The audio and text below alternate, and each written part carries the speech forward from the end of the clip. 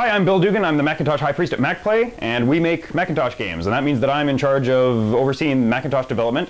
And you know how those Inside Mac Games interviews are always like a guy with a static head that's always against a beige wall? It's always a beige wall for some reason. Instead of doing that, I wanted to take you on a little tour of MacPlay while I answer the interview questions. So here we go. Please begin. 3, 2, 1. Okay. The question was whether MacPlay is bummed out about the doom and gloom. We all know about the doom and gloom. As a game company, no, I don't really care about the doom and gloom. We're just as committed to the Mac as we ever have been. And in a way, it's one of the good things about being the Mac division of a big game company. We don't have to, if a new console machine appears, we don't have to go revise the whole business plan to go and take advantage of that. I'll just let the parent company do that. Since we're the Macintosh division, we're going to make Mac games forever, and that's it.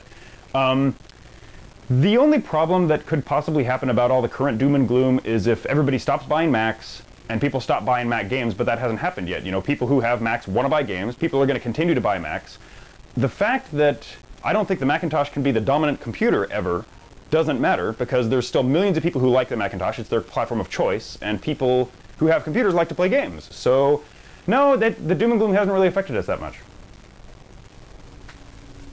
Bob?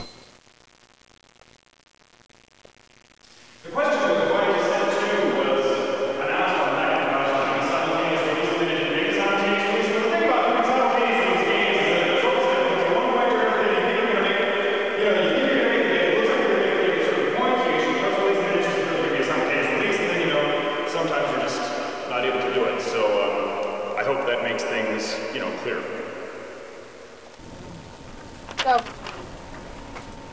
Okay, the question was, what, in my opinion, is Apple finally doing enough to support the Mac? I think Apple has made great strides in supporting game developers for Macintosh game development. The biggest thing is, of course, the game sprockets. The fact that they've committed engineers to doing game technologies really shows that Apple's serious about games, and that they know that games make money for computers, and that they cause people to buy computers, and they're an important part of the image of the Macintosh. That's really the most important thing. Are they doing all they can? Well, of course not. They can keep going with all kinds of programs. Now that they've really committed on the technical side, I think the cool thing would be to implement some programs on the sales side. There's various co-marketing things that we do with Apple. They're doing all kinds of things. So I think they're doing really well as far as games go. And while we're here, this is MacPlay QA. This is where the guys test games. Wave, everybody. That's Descent 2. Descent. There we have the Skins game. There we have a game that's a chess game for kids. And this is where they play games. Look. It's a PowerBook.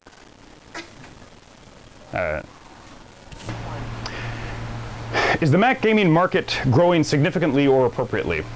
Well, Mac game sales are growing, but of course they're not growing at the speed of Windows game sales. On the other hand, from a business point of view, one way to look at it is whether the competition is also growing. On the PC side, we have greater growth, but we also have hundreds of competitors, and there's a lot more retail pressure from the other competitors. Of course, on the Macintosh side, we still have problems with retailers not wanting to pick up Mac titles. I mean, I think we've all seen, you walk into a computer store and there's less Macintosh shelf space than there used to be, or you just get we were able to sell a little bit less in, which, let's record that again. Okay. Don't use this, Tuncer. Edit past that. We'll try again. Okay, and in 3, 2, 1. Is the Mac gaming market growing significantly or appropriately? I don't know what appropriately really means.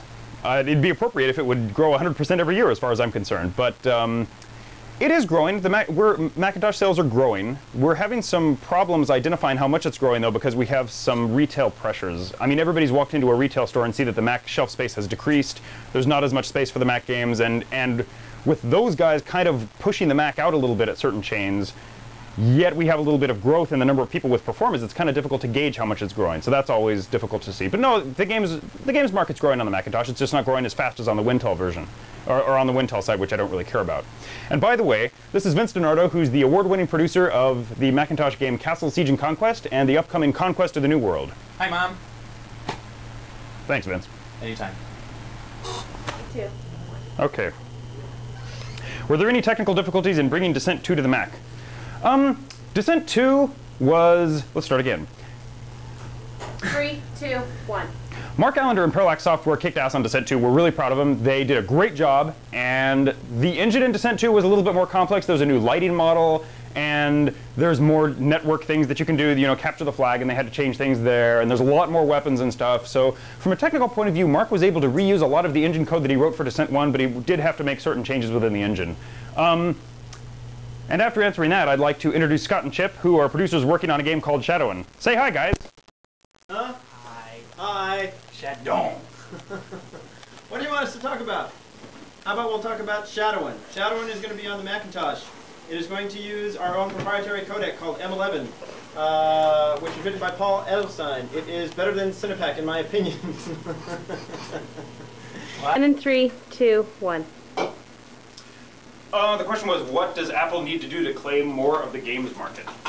I think in the long term, we've mostly stopped deluding ourselves that the Macintosh is going to be the #1 computing platform. Nobody really seems to believe that anymore.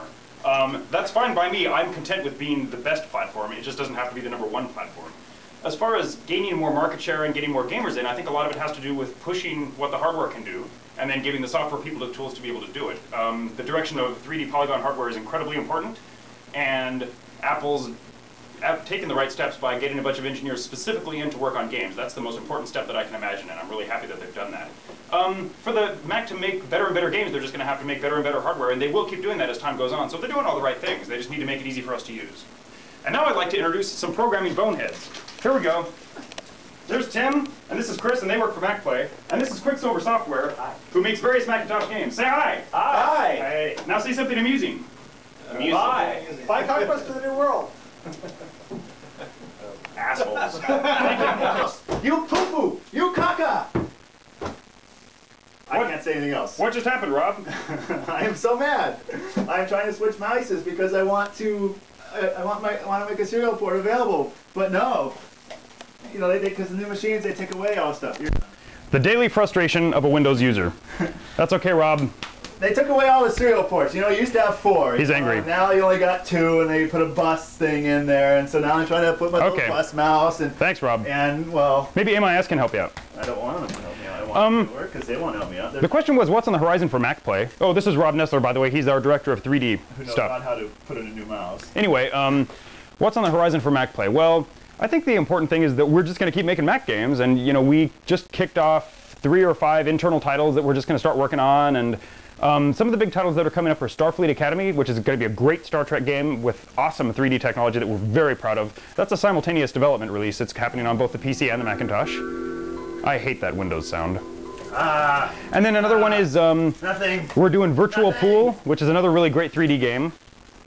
Rob plugged a mouse into a Windows machine and it doesn't recognize it. He's very upset. There's a bunch of more games coming out we're working on. Conquest of the New World is going to be a great strategy game toward the end of the year. And one really exciting thing is going to be VR Baseball, which is going to be, you know, a 3D polygon baseball game. The Mac doesn't have any sports games, and we're doing a sports game, thank God. So that'll be really cool. That's going to be really strange because it's not a MacPlay release. It's being released through our VR Sports division. But of course, at MacPlay, we're helping them out and, you know, telling them what to do. So on the horizon for MacPlay is just going to be more and more games, and we're just cranking out tons of stuff so that you can play. Enjoy! 2, 1. Will we see any more simultaneous releases, and will we see any Macintosh first releases? Yeah, we're working on several simultaneous release titles. One of the big ones that we're very proud of is a game called Star Trek Starfleet Academy, which I've mentioned before a few times in interviews, but it's something that's been a secret project up till now.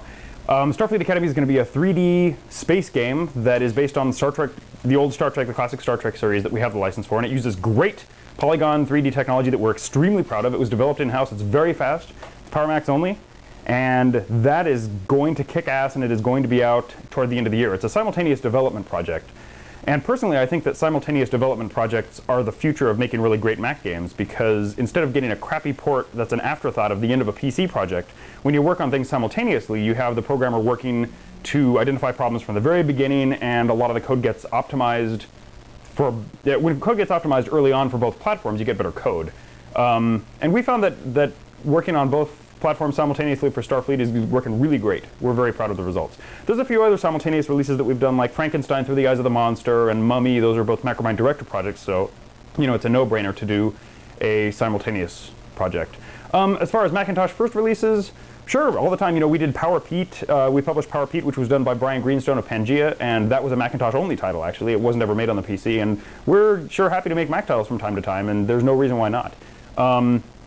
As far as Macintosh-only titles, it's a little tougher to justify from a business climate because, of course, they want all the sales from the Wintel side.